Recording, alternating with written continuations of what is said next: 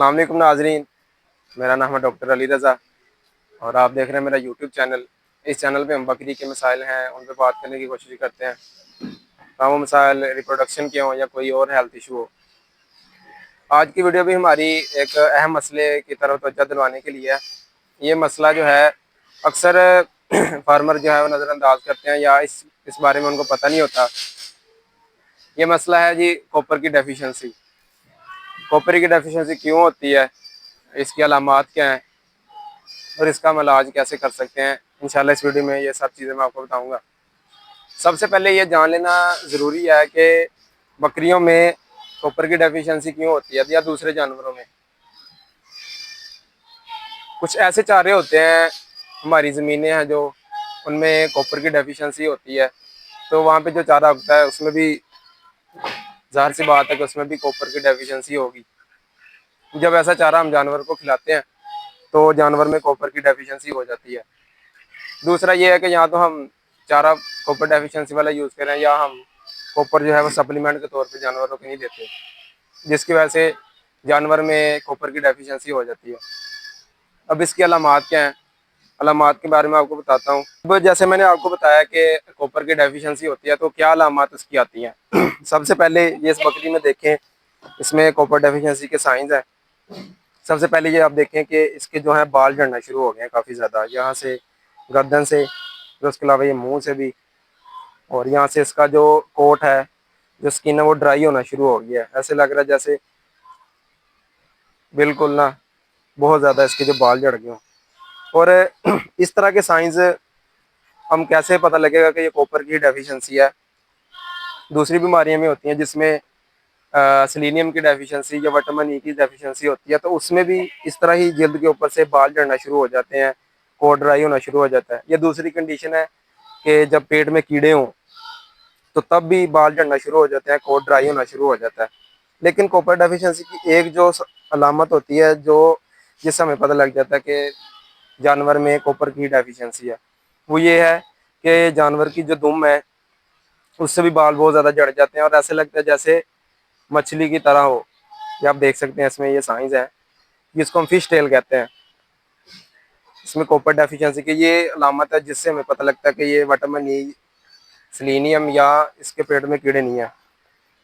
तो ये तो अलामत है। इसके अलावा ये देखें कि बच्चों में भी होती है। ये छोटा बच्चा, ऐसी बकरी जिसमें कॉपर की डेफिशिएंसी हो वो बच्चा देगी तो उसके बच्चे में भी अलामत आती हैं। वो अलामत क्या होती हैं, उसमें ये होता है कि जब बच्चा पैदा तो ठीक होता है, नॉर्मल होता है, लेकिन वो दूध कम पिएगा, कोशिश नहीं करेगा दूध पीने की, या खड़ा नहीं हो पाएगा। तकरीबन जब 1 हफ्ते का होगा तो जानवर एक्टिव हो जाता है काफ़ी, लेकिन वो उससे एक्टिव नहीं होगा।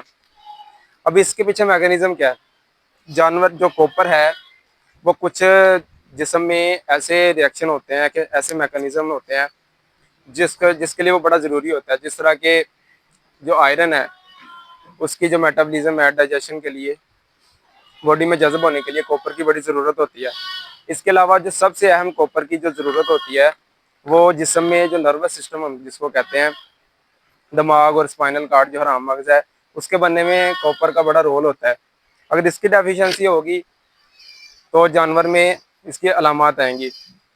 ये बाल झड़ने के अलावा जो दूसरी अलामात है कॉपर की, वो ये है कि जानवर लड़खड़ाना शुरू कर देता है। इसके अलावा इसमें रिप्रोडक्शन में बड़ा रोल होता है कॉपर का। जब कॉपर की डेफिशिएंसी होती है, जानवर या तो कंसीव नहीं कर रहा होता या प्रॉपर हीट में नहीं आ रहा होता। इसी तरह जब जो बकरी है जिसमें कॉपर की डेफिशिएंसी और वो प्रेग्नेंट है, जब वो बच्चा देगी तो उसमें भी बच्चे में कॉपर डेफिशिएंसी के साइन आएंगी, क्योंकि जब कॉपर नहीं होगा तो बच्चे का जो नर्वस सिस्टम है वो सही तरह बन नहीं पाएगा, जिसकी वजह से उसमें अलामात आती हैं। ये तो मैंने इसकी बताई हैं वजूहात, अलामात। अब इसका ट्रीटमेंट है वो बड़ा सादा सा ट्रीटमेंट है और ये बहुत ज़्यादा करना भी नहीं पड़ता।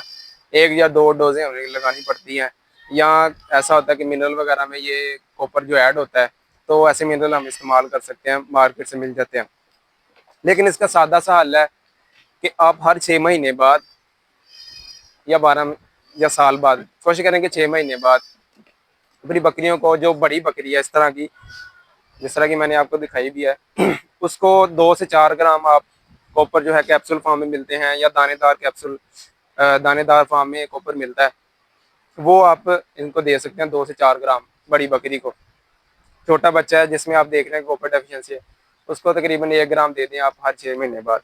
तो उससे क्या होता है कि काफ़ी हद तक, क्योंकि ये ऐसा मिनरल है जो बड़ी थोड़ी मकदार में चाहिए होता है, तो 2 से 4 ग्राम आप देंगे तो ये एक बड़ी बकरी के लिए 6 महीने तक के लिए काफ़ी होगा।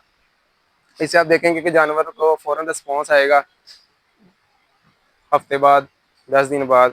तो जानवर जो है वो बाल जो झड़ रहे थे वो ठीक होना शुरू हो जाएंगे, जानवर जो लड़खड़ा के चल रहा था वो भी ठीक होना शुरू हो जाएगा, रिप्रोडक्शन के मसाइल हल होना शुरू हो जाएंगे। दूसरा आप कर सकते हैं कि जो हमारे जो जितने भी अच्छा को मिनरल है, मल्टीविटामिन मिलते हैं, तो उसमें देख लें कि कॉपर कितनी मकदार में मौजूद है, तो वो आपको उस डोज के लिहाज से इस्तेमाल करा सकते हैं। अगर आप इन सब चीज़ों पे अमल करें तो जानवर में ये जो कॉपर डेफिशिएंसी है इससे हम ख़त्म कर सकते हैं। उम्मीद है कि ये सब बातें आपको समझ आई होंगी और इन पे आप अमल करेंगे और जानवरों में जितने भी मल्टीविटामिन है, खासतौर पे कॉपर, इसकी डेफिशिएंसी को ख़त्म करने में मुफीद होंगी।